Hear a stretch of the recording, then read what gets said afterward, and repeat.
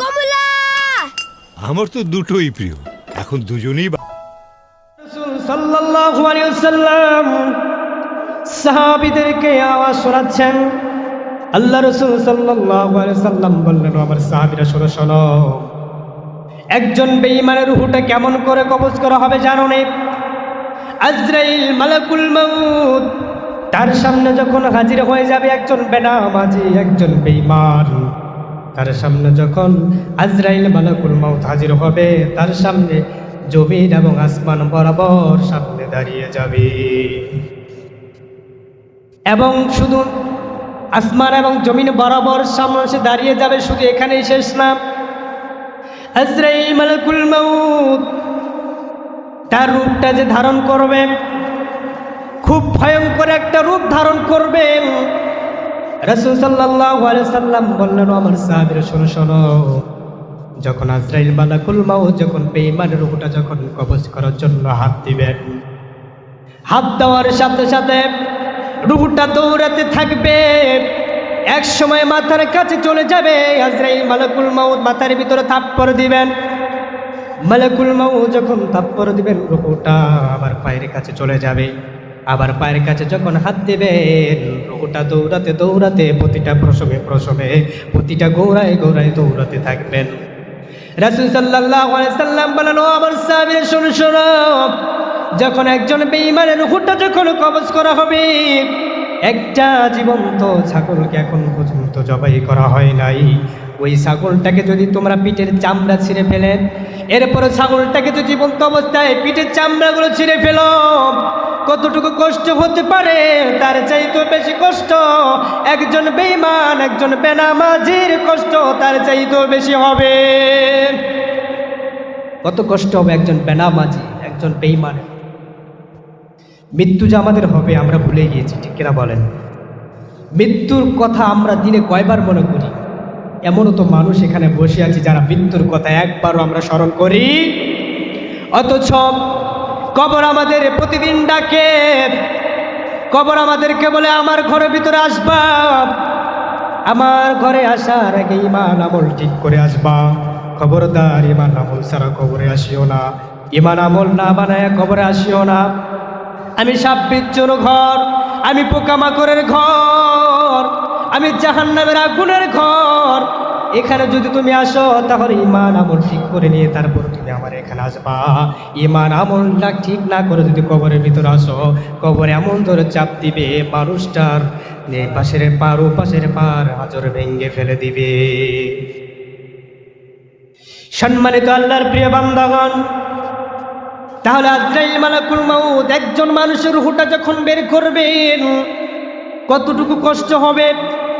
অন্য এক বর্ণনায় এসেছে, একটা উটকে যদি 100 বার জবাই করা হয়, 100 বার জবাই করার পরেও যদি ওই উটটাকে যদি আবার যদি জীবন্ত করা হয়, কতটুকু কষ্ট হবে? একজন বেনামাজি, একজন বেঈমানের রূহ তার চেয়েও বেশি কষ্ট দিয়ে কবজ করা হবে।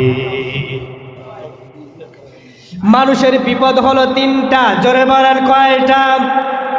জোরে বলেন বিপদ কয়টা? 1 নাম্বার বিপদ হলো মানুষের মৃত্যু।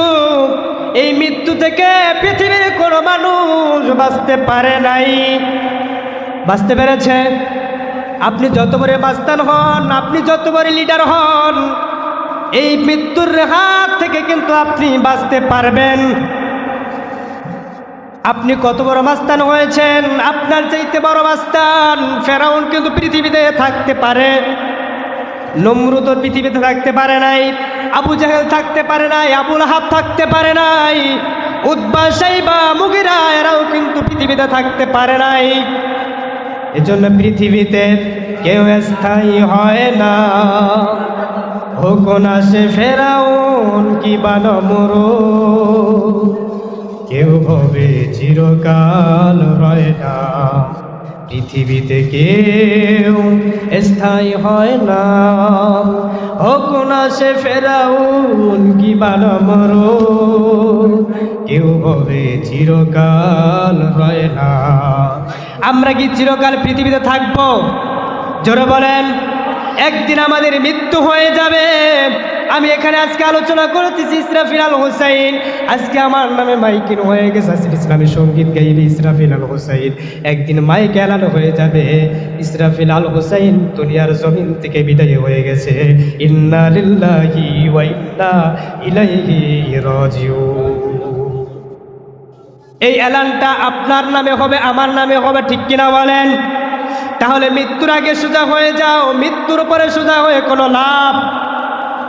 মৃত্যুর আগে আমাদের ঈমান আমল ঠিক করতে হবে। এই মৃত্যু থেকে পালানোর কোনো রাস্তা নাই, মৃত্যু থেকে পালাবার কোনো রাস্তা নাই।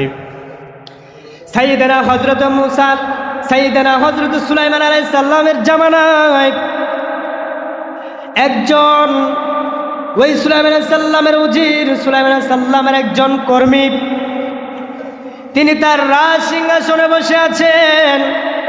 এমন সময় আজরাইল মালাকুল মউত তার সামনে যখন এসেছেন, আজরাইল মালাকুল মউতকে দেখে হযরত সুলাইমান আলাইহিস সালামের উজির তাকে দেখে ভয় পেয়ে গেল।